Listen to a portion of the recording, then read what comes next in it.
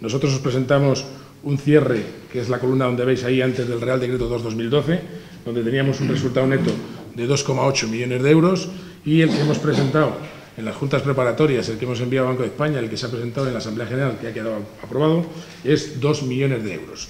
Como veis, los capítulos tanto de margen de intereses, comisiones netas, como margen ordinario y margen de explotación no varían en ninguna de las dos columnas, y sí lo hacen las provisiones de riesgo y el resultado neto.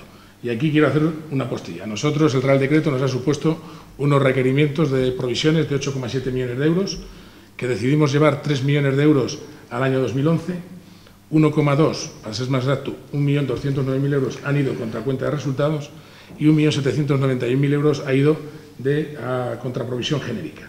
Eso nos ha supuesto, como digo, llevar al resultado del ejercicio 2011 3 millones de euros de los 8,7 que nos exigía el Real Decreto. El resto se ha diluido en una cancelación de 1,5 millones de euros de activos subestándar, y los 4 millones restantes están diferidos para llevarse a cabo y acometerse en el año 2012. Entonces, hecho esa postilla y esa introducción con respecto a la presentación de datos que hicimos en febrero del año pasado, o sea, de este año, ahora os vamos a dar ya lo que es la cuenta de resultados de este primer trimestre del año 2012. Como veis, hay una mejora sensible en el margen de intereses. Pasamos de 5,4 millones de euros a 7 millones. Eso es 1,5 millones de euros, 28,81. Mejoran también las comisiones netas, y aquí sí quiero hacer un matiz que es fundamental. Las comisiones son las que están recogidas en este apartado por intermediación de seguros, de planes de pensiones, de fondos de inversión, todo lo que son comisiones por intermediación. Veis que crecen también a buenos ritmos y lo están haciendo pasando de 1,3 millones de euros a 1,9. 500.000 euros más, casi 600.000, que supone un 44% más.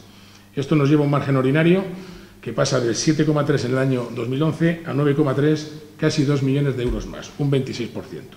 Esto nos ha permitido, lógicamente, llegar a un margen de explotación de 1,9 millones más, pasamos de 2,7 a 4,7, que supone un 71% más que el año anterior. Esta generación de margen de explotación nos ha permitido, como veis ahí al pie de página, que cumplamos ya al 31 de marzo con las 2/3 partes de los requerimientos del Real Decreto 2/2012. Es decir, que tenemos ya andado prácticamente todo el camino y va en base a la previsión que inicialmente teníamos hecha. El resultado neto, por esas mayores provisiones que hemos tenido que hacer, pues cae un poquito, como lo veis ahí, y pasa de 1,5 a 1,2 millones de euros. 400.000 euros menos, es un 25% menos, pero como digo ya, una vez hemos acometido 2/3 partes de los requerimientos del Real Decreto 2/2012. La página siguiente, veis que los datos más relevantes en cuanto a recursos gestionados, planes de pensiones e inversión, seguimos creciendo de forma modesta, pero seguimos creciendo en todos y cada uno de los capítulos. El más significativo, como lo veis ahí, en la inversión, crecemos 7 millones de euros trimestre contra trimestre, eso supone casi un 1%, y esto, como decía nuestro presidente en su intervención primera, pues nos ha supuesto crecer en cuota de mercado un 1,10 a final de año, y creemos que cuando salgan publicadas las cuotas de mercado en el mes de junio, sobre el primer trimestre de 2012, volveremos a crecer en cuota, porque el mercado soriano está decreciendo en la inversión crediticia y nosotros, como lo veis ahí, seguimos apostando por la economía social y por todo lo que es crédito a empresas, pymes, comercios, familias, y ese es nuestro gran reto para este 2012.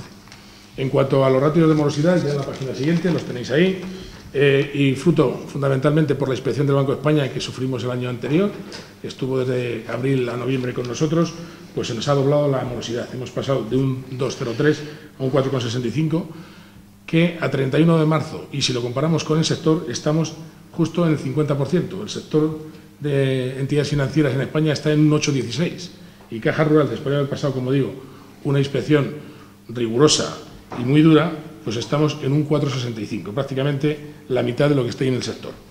Los activos dudosos, y fruto también de esa inspección, como veis ahí, crecieron de marzo a marzo en torno de 24 millones de euros, han pasado de 18 a 42.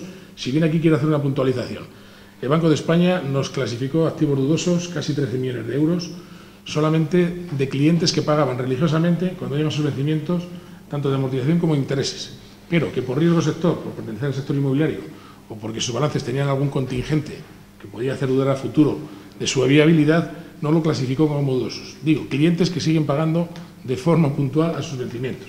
Y eso ha hecho que, lógicamente, los activos dudosos nos crezcan y lo haga también el ratio de morosidad.